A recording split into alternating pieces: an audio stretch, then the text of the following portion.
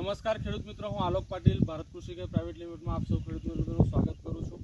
આજે હું વ્યારા તાલુકામાં ધાડ ગામમાં આવ્યો છું, જ્યાં ગણેશભાઈ, દીપકભાઈ અને ત્રીજા જે આપણા ખેડૂત ઊભા છે એમનું નામ પણ દીપકભાઈ છે।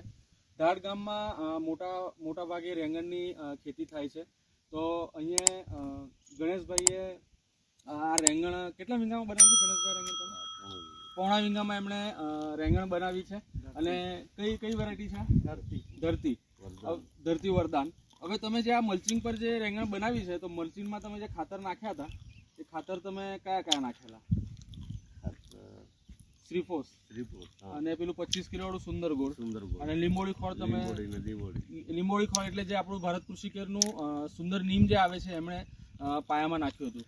તો તમે જે આ ખાતર વાપર્યા છે ગણેશભાઈ, એના પછી રાસાયણિક ખાતર તમે ઓછા વાપર્યા છે? વાપર્યા જ નથી। તો હમણાં તમને શું લાગે છે, કઈ રીતની છે તમારી રેંગણ? મસ્ત રેંગણ છે। અને આ પોણો વીંગા તમારું જે આપણું ધરતીનું જે તમારી આ રેંગણનું જે પ્લોટ છે એમાંથી કેટલા તમારો હમણાં માલ નીકળે છે? 4 મણ જેવો કન્ટિન્યુ માલ નીકળે છે। તો તમે આ બધું જે ખાતર ને બધું જે લાવ્યા હતા એ ક્યાંથી લાવ્યા હતા?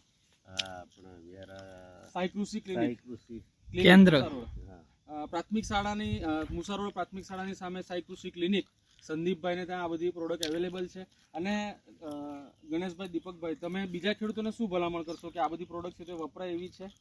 બધા ખેડૂતોને અમારી ભલામણ છે, તમારે કઈ બી માહિતી જોઈતી હોય તો સાઈ કૃષિ ક્લિનિક વ્યારા ત્યાં જઈને સંપર્ક કરો, એટલે તમને રીંગણથી માંડીને તમારે જે કંઈ તમને ટ્રીટમેન્ટ જોઈતી હોય ત્યાંથી તમને સાચી માહિતી મળી શકે। ઓકે, ધન્યવાદ।